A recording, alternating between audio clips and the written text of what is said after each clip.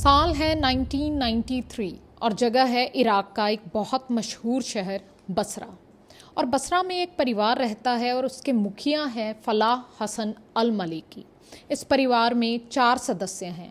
फलाह अल मलेकी के बाद उनकी पत्नी साहम अल मलेकी, उनकी 4 साल की बेटी नूर अल मलेकी और इसके बाद उनका 1 साल का बेटा अली। और इस साल वे बसरा छोड़कर अमेरिका चले जाते हैं। वे अमेरिका के एरिज़ोना में एक शहर फीनिक्स में रहने लगते हैं।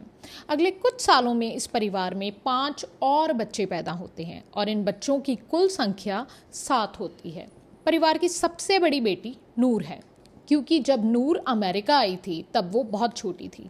नूर जब बचपन से जवानी में कदम रखती है, उसका ज़्यादातर समय अमेरिकी संस्कृति में, अमेरिकी स्कूलों में और अमेरिकी दोस्तों के साथ बीतता है। और इस वजह से नूर अल मलेकी का लाइफस्टाइल पूरी तरह से अमेरिकी है।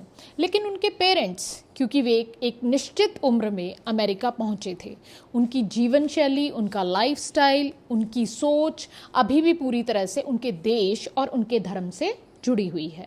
और जैसे जैसे नूर बड़ी होती है, धीरे धीरे नूर और उसके पेरेंट्स, खासकर उसके पिता फलाह हसन अल मलेकी के बीच में मतभेद बढ़ने लगते हैं।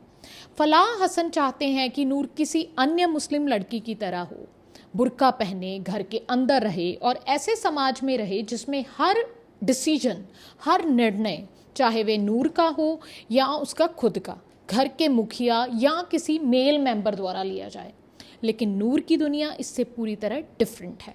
नूर के कपड़े वेस्टर्न हैं, वे जीन्स और टॉप पहनती है और इसके साथ ही उसके ज़्यादातर फ्रेंड्स अमेरिकी गोरे लोग हैं। और उसके पिता फलाह हसन अल मलेकी को ये बिल्कुल भी पसंद नहीं है। और समय बीतता है और पिता और बेटी के बीच की दूरी और भी बढ़ जाती है और आखिरकार घर का माहौल पहले से कहीं ज़्यादा तनावपूर्ण हो जाता है। घर में ये दोनों लोग अक्सर ज़ोर ज़ोर से लड़ने और बहस करने लगते हैं। फलाह हसन अल मलेकी और नूर अल मलेकी दोनों के अपने अपने विचार हैं और दोनों के लिए उनके अपने विचार और उनकी अपनी जीवन शैली, अपना लाइफस्टाइल पूरी तरह से सही है। और आखिरकार फलाह हसन अल मलेकी को समझ में आता है कि वे नूर को अपने विचारों में वापस नहीं ला सकते। इसलिए एक प्लान बनाया जाता है और इस प्लान में नूर के साथ धोखा किया जाता है। नूर को झूठ बोला जाता है, उसे बताया जाता है कि वे अपने शहर बसरा इराक वापस जा रही है, क्योंकि अल मलेकी परिवार का बहुत पुराना रिश्तेदार जो बहुत ज़्यादा बीमार है वो मरने वाला है और इसलिए पूरा परिवार इराक में उससे मिलने जा रहा है। नूर ने शायद ये नहीं सोचा होगा कि उसके पिता उससे झूठ बोलेंगे। नूर किसी तरह अपने पिताजी के साथ इराक जाने के लिए सहमत हो जाती है, लेकिन उसे नहीं पता कि वह जिससे मिलने जा रही है वे कोई बहुत पुराना और बीमार पर्सन नहीं है। वो बीमार व्यक्ति बिल्कुल भी नहीं है, बल्कि एक युवक है जिसे पहले से ही उसका भविष्य का पति तय कर दिया गया है और इसको तय करने वाला कोई और नहीं, उसके अपने पिता हैं। लेकिन शायद फलाह हसन अल मलेकी ने भी अपनी बेटी नूर को ठेस पहुंचाई है। एक वेस्टर्न समाज में एक बड़ी शिक्षित लड़की, एजुकेटेड लड़की, जब उसे पता चलता है कि उसके साथ इतना बड़ा धोखा हुआ है तो चीज़ें तुरंत खराब हो जाती हैं और नूर इस युवक को अपने पति के रूप में स्वीकार करने से इनकार कर देती है। कुछ महीनों बाद बसरा से पूरा परिवार अमेरिका वापस आ जाता है और पिता और बेटी का एक दूसरे के साथ रिश्ता पूरी तरह से टूट जाता है। और इस घटना के बाद नूर की सोच और भी मजबूत हो जाती है। अब वे विशेष रूप से अपने पिता के साथ इस घर में नहीं रह सकती, इसलिए नूर अपने पिता का घर छोड़ देती है और अपनी एक दोस्त के साथ रहने लगती है। नूर की माँ अमेरिका में उन अमेरिकी सैनिकों के साथ काम करती है जो इराक में लड़ने जा रहे हैं, क्योंकि संस्कृति पूरी तरह से अलग है और इन अमेरिकी सैनिकों को इराक की संस्कृति के बारे में बहुत कुछ जानने की ज़रूरत है। और इसके लिए नूर की माँ साहम अल मलेकी को काम पर रखा गया है। यहाँ एक और इम्पॉर्टेंट बात का जिक्र करना ज़रूरी है कि क्योंकि नूर इन 7 बच्चों में से सबसे बड़ी थी, नूर को अपने छोटे भाई बहनों की देखभाल करने की जिम्मेदारी थी और वे ऐसा करती भी थी। और जब इराक जाने की ये घटना हुई तब तक नूर ने अपने स्कूल की पढ़ाई पूरी कर ली थी और वे अपने हाई स्कूल डिप्लोमा की तैयारी कर रही थी। लेकिन जब ये घटना हुई तो नूर के घर छोड़ने की योजनाएं रद्द हो गईं। थोड़े समय बाद क्योंकि नूर पर अपने 6 भाई बहनों की जिम्मेदारी थी, वे घर वापस आ जाती है। लेकिन उसके पिता फलाह हसन अल मलिकी ने अपनी बेटी को माफ़ नहीं किया और एक दिन एक और बड़ी घटना होती है। उस दिन नूर अपने पिता की कार लेकर कहीं जाती है और रास्ते में उसे पता चलता है कि उसके पिता ये जानते हुए भी कि उनकी अपनी बेटी ने उनकी कार ली थी, पुलिस को रिपोर्ट करते हैं कि उनकी कार चोरी हो गई है। जब नूर को इस बात के बारे में पता चलता है तो वो अपनी कार को सड़क के किनारे पार्क कर देती है और पैदल चली जाती है। फरवरी 2009 उसका बर्थडे होता है और इस दिन इस घर में एक बड़ी घटना होती है। पिता और उनकी बेटी फिर से लड़ते हैं और इस बार लड़ाई इतनी बड़ी होती है कि आधी रात के आसपास नूर अपने एक दोस्त को फ़ोन करती है और उसे कहती है कि उसे यहाँ से ले जाओ। नूर का दोस्त अपनी कार के साथ आता है, लेकिन इसके साथ ही नूर अपने पिता से बहुत डरती है और इस वजह से ये पूरा प्लान चोरी छिपे बनाया गया था। जब ये कार घर से बाहर निकलती है और रुकती है तो तुरंत नूर इस कार की ओर दौड़ती है, लेकिन तब तक उसके अपने पिता को इस प्लान का पता चल जाता है। नूर के पिता उसके पीछे दौड़ते हैं, लेकिन जब तक वे नूर को पकड़कर घर वापस ला सकते थे, नूर इस कार में बैठ जाती है और कार बहुत तेज गति से चली जाती है। इस रात ये दोनों दोस्त लड़कियां पुलिस स्टेशन जाती हैं और वहां नूर अपने ही पिता के खिलाफ कंप्लेंट दायर करती है और सुरक्षा मतलब सिक्योरिटी लेने की कोशिश करती है। अब आता है अप्रैल 2009। नूर ने समझ लिया है कि वे अपने पिता के साथ कभी नहीं रह सकती।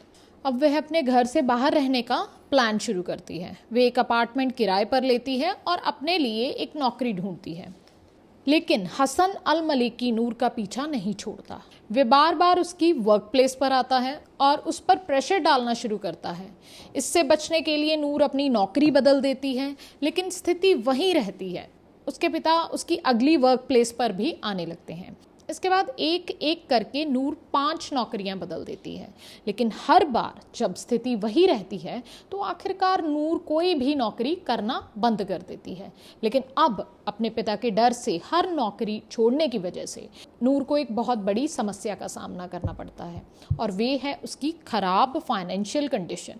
अब अपने आप को सपोर्ट करने के लिए इकोनॉमिकली, फाइनेंशियली अपने अपार्टमेंट का किराया चुकाने के लिए उसके पास कोई भी पैसा नहीं है, इसलिए वे मजबूर होकर अपने पिता के घर वापस चली जाती है।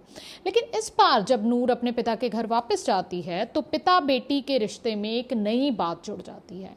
हसन अल मलिकी नूर को परेशान करने लगता है, लेकिन इस बार क्योंकि वो पहले से भी बहुत गुस्से में है, उसके परेशान करने का लेवल जो है, वो इंटेंसिटी है, वो स्तर पहले से भी कहीं ज़्यादा बढ़ जाता है। यहाँ तक कि बात ध्यान देने योग्य है कि जिस बच्चे के साथ दुर्व्यवहार हो रहा है वह कोई छोटा बच्चा नहीं है। चाहे बच्चा छोटा हो या बड़ा, खासकर छोटे बच्चों के लिए ये और भी ज़रूरी है कि उन्हें छुआ ना जाए। उनकी मानसिकता बहुत संवेदनशील और कमज़ोर होती है। लेकिन यहाँ हम एक 20 साल की बड़ी लड़की की बात कर रहे हैं जिसके साथ उसके पिता इतना ज़्यादा मिसबिहेव कर रहे हैं। अब यहाँ कहानी में एक और बहुत इम्पॉर्टेंट कैरेक्टर एंट्री करता है, अमाल खलफ। वे अल मलिकी परिवार की करीबी दोस्त हैं। क्योंकि दोनों परिवार मुस्लिम हैं और दोनों इराक के बसरा शहर से एक ही एरिया से बिलोंग करते हैं। एक दिन जब अमाल खलफ हसन के घर पहुंचती है तो वे देखती है कि नूर अपनी गाड़ी में घर के पार्किंग में रो रही है। अमाल खलफ ये देखकर बहुत हैरान होती है। इसके बाद नूर उसे बताती है कि थोड़ी देर पहले उसके अपने पिता ने उसे बहुत मारा। अमाल खलफ ये सुनकर नूर के लिए रो पड़ती है। वह नूर को अपने साथ अपने घर ले जाती है। हसन अल मलिकी का गुस्सा और भी बढ़ जाता है। अब प्रॉब्लम ये है कि हसन का गुस्सा इतना क्यों बढ़ता है, क्योंकि जो अमाल है वो उनकी क्लोज फैमिली फ्रेंड है और उनकी अपनी क्लोज फैमिली फ्रेंड उनकी अपनी बेटी नूर को शरण दे रही है, जो कि बिल्कुल हसन के खिलाफ जाता है। उसी रात हसन अल मलिकी अमाल खलफ के घर पहुंचता है और बहुत ज़ोर से दरवाज़ा पीटना शुरू करता है। जब अमाल खलफ दरवाज़ा खोलती है तो वे गुस्से में नूर को सभी कमरों में ढूंढता है। नूर छिप जाती है और हसन उसे नहीं ढूंढ पाता। अमाल खलफ 911 पर कॉल करती है और इस स्थिति को शांत किया जाता है। लेकिन यहाँ एक नई बात हो गई है कि इन दोनों परिवारों में जो इतने सालों तक बहुत करीब थे, अब दुश्मनी शुरू हो गई है। अमाल खलफ का पति हसन अल मलेकी के घर पहुंचता है और उसे समझाने की कोशिश करता है कि बच्चे अमेरिकी संस्कृति में बड़े हुए हैं और नूर बड़ी हो गई है और वे अपने डिसीजंस खुद ले सकती है और हमें उसे थोड़ी आज़ादी देनी चाहिए। लेकिन हसन तैयार नहीं होता। नूर अमाल खलफ के घर पर रहना शुरू करती है और कुछ ही समय में नूर का अमाल के बड़े बेटे के साथ रोमांटिक रिलेशनशिप शुरू हो जाता है। हसन अल मलेकी को इस रिश्ते में बारे में पता चलता है और वह नूर को बताता है कि अगर वे घर वापस नहीं आई तो इसके रिजल्ट्स अच्छे नहीं होंगे। 20 अक्टूबर 2009 और ये वे दिन है जब नूर अल मलेकी का पूरा जीवन बदलने वाला है। नूर अल मलेकी अमाल खलफ को अपने साथ डिपार्टमेंट ऑफ इकोनॉमिक सिक्योरिटी के ऑफिस में ले जाती है। अमाल खलफ का कोई काम है, लेकिन क्योंकि अमाल खलफ अंग्रेज़ी नहीं बोल सकती, वे नूर को अपने साथ ले जाती है। लेकिन यहाँ क्या होता है, जब नूर यहाँ बैठी होती है तो वे क्या देखती है? अपने ही पिता फलाह हसन अल मलेकी को। जब वे अपने पिता को देखती है तो उसके शरीर में डर की एक तेज़ लहर दौड़ती है, तो वो तुरंत अपनी फ्रेंड को एक टेक्स्ट मैसेज भेजती है जिसमें वे लिखती है, ड्यूड मेरे पिताजी अभी यहीं इस ऑफिस में हैं। मैं आपको एक और बात बताऊंगी, जैसे हर किसी की एक आदत होती है, नूर की भी वही आदत थी। जब उसे किसी को संबोधित करना होता था तो वो पहला शब्द हमेशा ड्यूड कहती थी। अब जो भी टेक्स्ट मैसेज नूर भेजती है, ये उसके जीवन का आखिरी टेक्स्ट मैसेज होगा। अगले टेक्स्ट मैसेज में नूर लिखती है कि ड्यूड मुझे बहुत ज़्यादा डर लग रहा है। फलाह हसन अल मलेकी एक ट्रक ड्राइवर हुआ करते थे, लेकिन अब उन्होंने कोई काम करना बंद कर दिया था। वे हर समय व्यस्त रहते थे और उनका एकमात्र काम नूर की हर हरकत पर नज़र रखना था। वे नूर और अमाल का पीछा करते हैं और उन्हें इस ऑफिस तक फॉलो किया जाता है। अब दोपहर के लगभग 1:30 बज रहे हैं और क्योंकि नूर को यहाँ लंबे समय तक इंतज़ार करना पड़ा और शायद इसके बाद उसने अपने पिता को फिर से ऑफिस में नहीं देखा, तो नूर ने अगले टेक्स्ट मैसेज में अपने दोस्त से पूछा कि तुम काम से कब तक फ्री होगी। आखिरकार नूर और अमाल का नंबर आया और उनका काम ऑफिस में पूरा हो गया और वे पार्किंग लॉट की ओर चलने लगीं। लेकिन जब वे पार्किंग लॉट में पहुंची तो उन्होंने फिर से फलाह हसन अल मलेकी को जीप में खड़ा देखा। अब दोनों डर गईं और अपनी कार की ओर चलने लगीं। लेकिन उस दिन शायद किस्मत ने पूरी तरह से नूर का साथ छोड़ दिया था और जब वे कार के पास पहुंचती हैं तो अमाल ने देखा कि उसने गलती से अपनी कार की चाबियां कार में ही छोड़ दी हैं। अमाल ने अपने बेटे मारवान को फ़ोन किया और उस घर से दूसरी चाबी लाने को कहा, जो यहाँ से केवल 20 मिनट की दूरी पर था। वे इस खुले पार्किंग में इंतज़ार नहीं कर सकती थी और खतरा उनके सिर पर मंडरा रहा था। आखिरकार नूर और अमाल का नंबर आया और उनका काम ऑफिस में पूरा हो गया और वे पार्किंग लॉट की ओर चलने लगीं। लेकिन जब वे पार्किंग लॉट में पहुंची तो उन्होंने फिर से फलाह हसन अल मलेकी को जीप में खड़ा देखा। अब दोनों डर गईं और अपनी कार की ओर चलने लगीं। लेकिन उस दिन शायद किस्मत ने पूरी तरह से नूर का साथ छोड़ दिया था और जब वे कार के पास पहुंचती हैं तो अमाल ने देखा कि उसने गलती से अपनी कार की चाबियां कार में ही छोड़ दी हैं। अमाल ने अपने बेटे मारवान को फ़ोन किया और उस घर से दूसरी चाबी लाने को कहा, जो यहाँ से केवल 20 मिनट की दूरी पर था। वे इस खुले पार्किंग में इंतज़ार नहीं कर सकती थी और खतरा उनके सिर पर मंडरा रहा था। इसलिए दोनों ने ऑफिस में वापस जाकर बैठने का फैसला किया।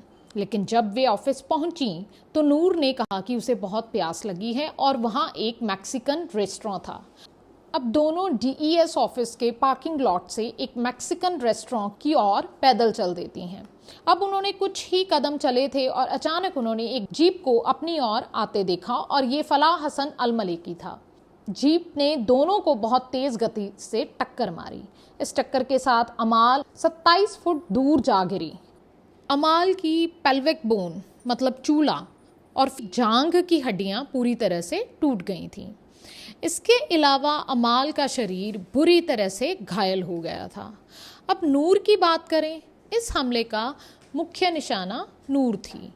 और इस जीप ने नूर को फुटपाथ पर घसीटा। अमाल बुरी तरह से घायल थी और उसके शरीर के 2 बहुत इंपॉर्टेंट हिस्से टूट गए थे। दूसरी ओर नूर का ब्रेन और रीढ़ की हड्डी बुरी तरह से इंजर्ड हो गई थी और वे केवल सांस ले रही थी। नूर और अमाल को टक्कर मारने के बाद फलाह हसन भाग गया और कुछ मिनटों बाद उसने अपनी पत्नी, अपने सबसे बड़े बेटे अली और अपने बाकी 2 रिश्तेदारों को फ़ोन किया।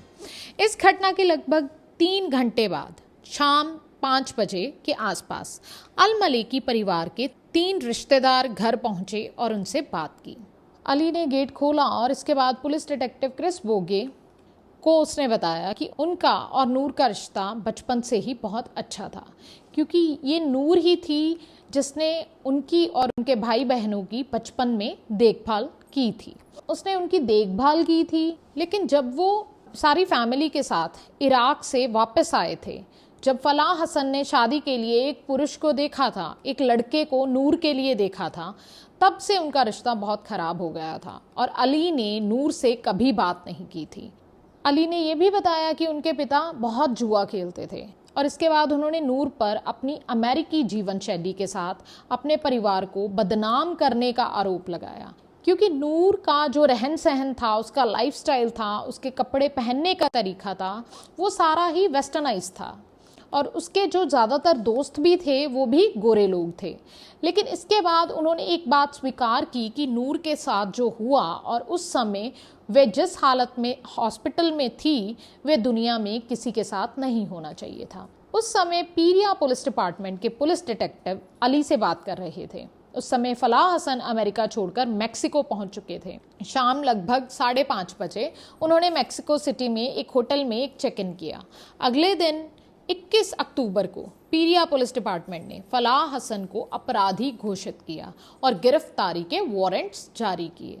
21 अक्टूबर को नूर की मां सहम ने पीरिया पुलिस डिपार्टमेंट के डिटेक्टिव को अपनी बेटी नूर को हॉस्पिटल में देखने के लिए बुलाया, लेकिन पुलिस ने नूर की मां और बाकी परिवार के मेंबर्स से नूर की सिक्योरिटी का खतरा बताया और उसे मिलने से मना कर दिया। उस समय अल मलेकी परिवार जिस एरिया में रह रहा था वे ग्लेनडेल था। 22 अक्टूबर को ग्लेनडेल के एक फार्मासिस्ट ने पुलिस को फ़ोन किया और कहा कि अभी कुछ समय पहले फलाह हसन के लिए उनकी मेडिसिन लेने के लिए 2 लोग आए थे।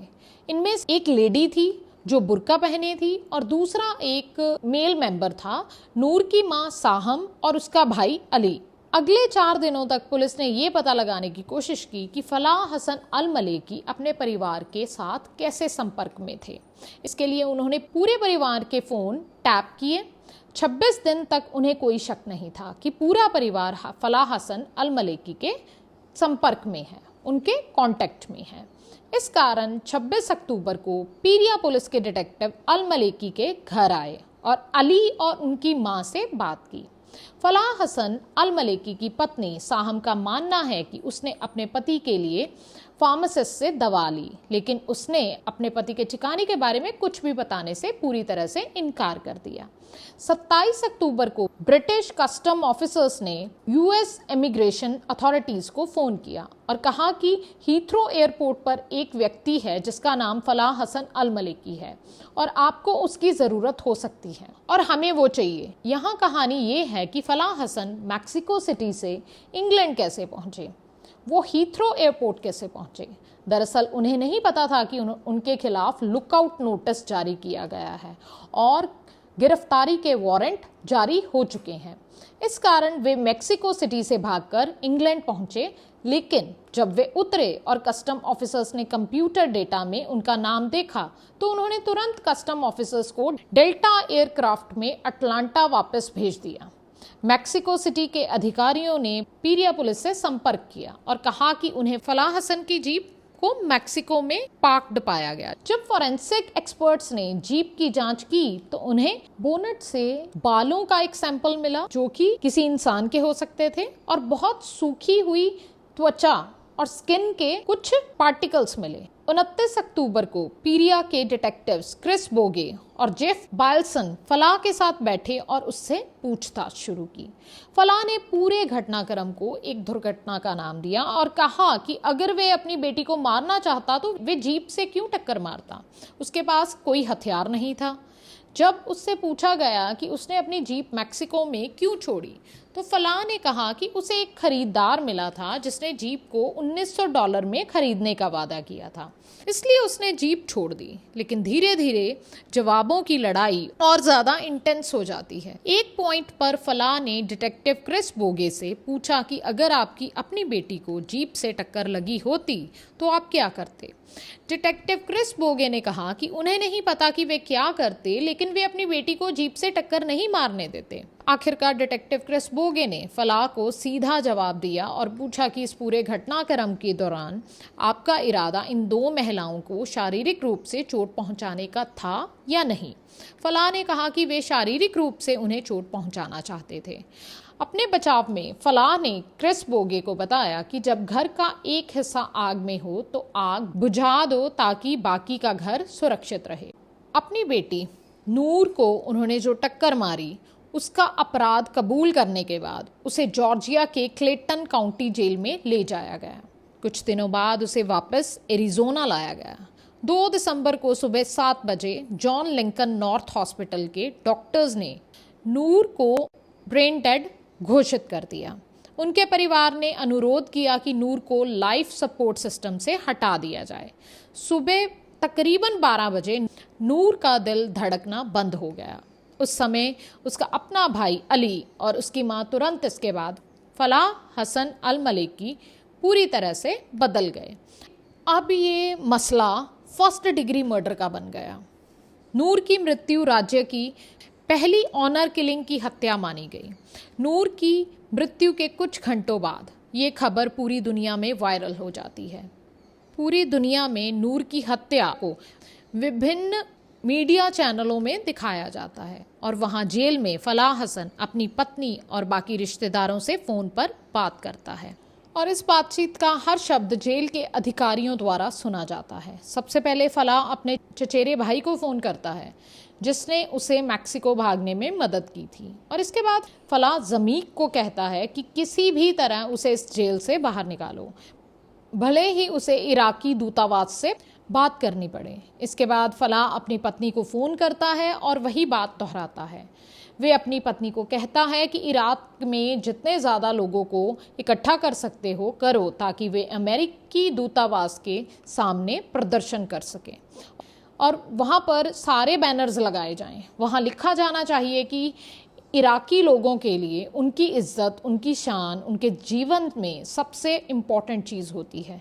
फलाह हसन अल मलिकी अपनी पत्नी को उसे बचाने के लिए बहुत लंबे निर्देश देता है, लेकिन ये सब सुनने के बाद फलाह को केवल ये बताया जाता है कि उसकी बेटी पहले ही इस दुनिया को छोड़ चुकी है।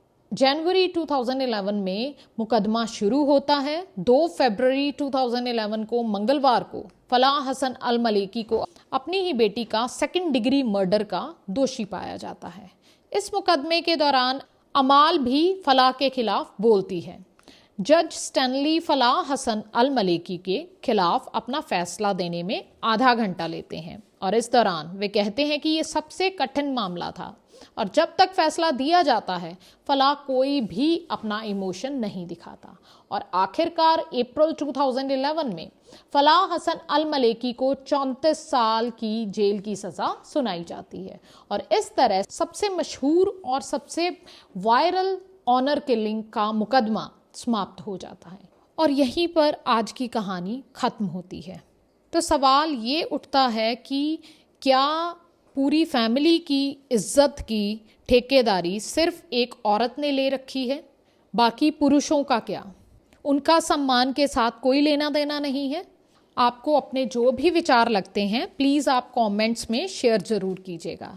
आप प्लीज़ इस चैनल को सब्सक्राइब करिएगा, कमेंट करिएगा, लाइक करिएगा और शेयर करना मत भूलिएगा। इसी के साथ आज की कहानी ख़त्म होती है। मैं आपसे मिलूँगी अगली बार कोई नई कहानी के साथ।